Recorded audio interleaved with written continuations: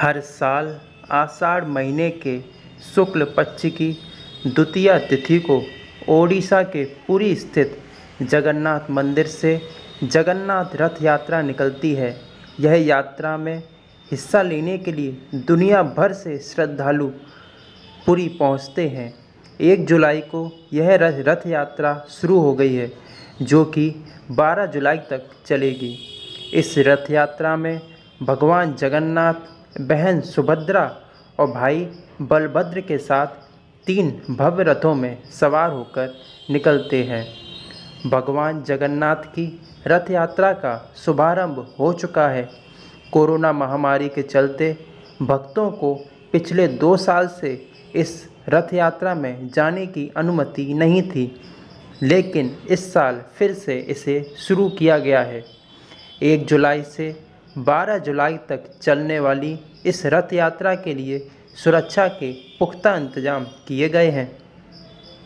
भगवान जगन्नाथ की रथ यात्रा का हिंदू धर्म में काफ़ी महत्व है। हर साल पुरी में इस रथ यात्रा का विशाल आयोजन किया जाता है।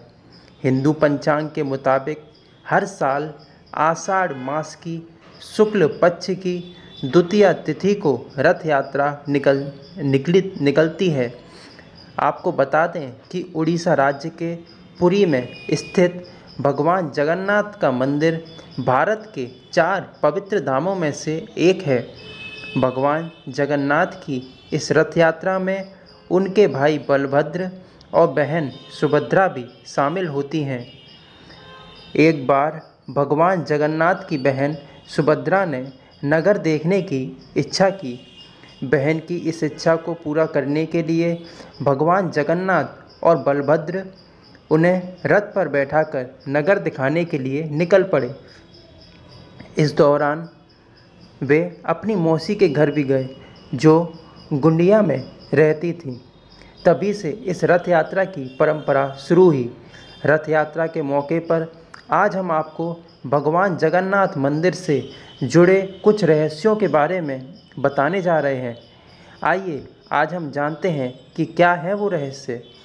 उड़ीसा के पुरी स्थित जगन्नाथ मंदिर में भगवान जगन्नाथ, बलभद्र और बहन सुभद्रा की लकड़ी की मूर्तियां विराजमान हैं। जब भगवान कृष्ण ने अपना देह त्याग दिया, तब उनका अंतिम संस्कार किया गया था। उनका बाकी शरीर तो पंच तत्वों में मिल गया, लेकिन उनका दिल सामान्य और जिंदा रहा। यह भी कहा जाता है कि उनका दिल आज भी सुरक्षित है।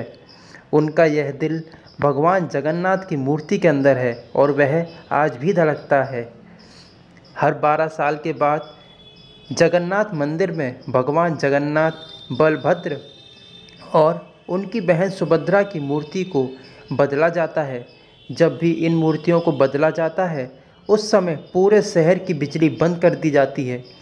इस दौरान जगन्नाथपुरी के इस मंदिर के पास अंधेरा कर दिया जाता है। 12 साल में जब ये मूर्तियाँ बदली जाती हैं, तो मंदिर की सुरक्षा CRPF के हवाले कर दी जाती है और किसी का भी प्रवेश इस दौरान वर्जित होता है। अंधेरा होने के बाद कोई भी इस मंदिर में नहीं जा सकता। इन मूर्तियों को बदलने के लिए सिर्फ एक पुजारी को मंदिर में जाने की अनुमति होती है और उसके लिए भी पुजारी के हाथों में दस्ताने पहनाए जाते हैं और अंधेरे के बावजूद आँखों में पट्टी बांधी जाती है, ताकि पुजारी भी मूर्तियों को ना देख सके।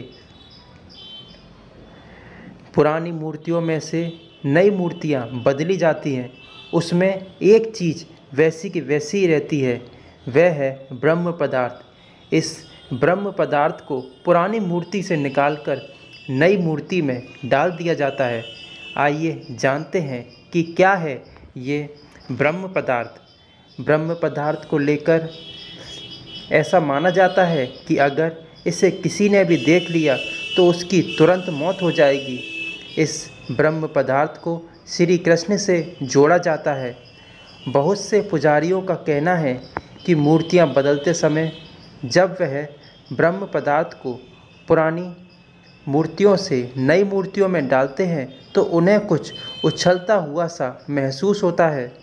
उन्होंने कभी भी उसे नहीं देखा, लेकिन उसे छूने पर वह एक खरगोश जैसा लगता है जो उछल रहा है। जगन्नाथ मंदिर से जब यह रथ यात्रा निकलती है तो भगवान पुरी के राजा सोने की झाड़ू लगाते हैं। इस मंदिर से जुड़ा एक और रहस्य यह है कि इस मंदिर में एक सिंह द्वार है। जब आप इस सिंह द्वार से बाहर होते हैं तो आपको समुद्र की लहरों की बहुत तेज़ आवाज़ आती है, लेकिन जैसे ही आप सिंह द्वार के अंदर प्रवेश करते हैं तो यह आवाज़ें आना बंद हो जाती हैं। जगन्नाथ मंदिर के पास चिताएं भी जलती हैं। सिंह द्वार के अंदर प्रवेश करने से आपको चिताओं की गंध आती है, लेकिन द्वार के अंदर प्रवेश करते ही यह गंध आना बंद हो जाती है। इस मंदिर से जुड़ा एक बात यह भी है कि किसी पक्षी को इस मंदिर के गुंबद पर बैठा हुआ नहीं देखा गया। इस मंदिर के ऊपर से हवाई जहाज़ आदि को भी नहीं उड़ने दिया। इस मंदिर से जुड़ा एक रहस्य यह भी है कि कितनी भी धूप हो, इस मंदिर की परछाई कभी नहीं बनती। इस मंदिर के ऊपर एक झंडा लगा हुआ है जिसे रोज़ शाम को बदलना ज़रूरी होता है। अगर इस झंडे को नहीं बदला गया तो यह मंदिर आने वाले 18 सालों में बंद हो जाएगा। इस मंदिर का रसोई घर दुनिया के सबसे बड़े रसोई घरों में से एक है।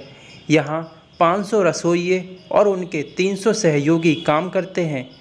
इस मंदिर में कितने भी भक्त आ जाएं, लेकिन कभी प्रसाद कम नहीं पड़ता।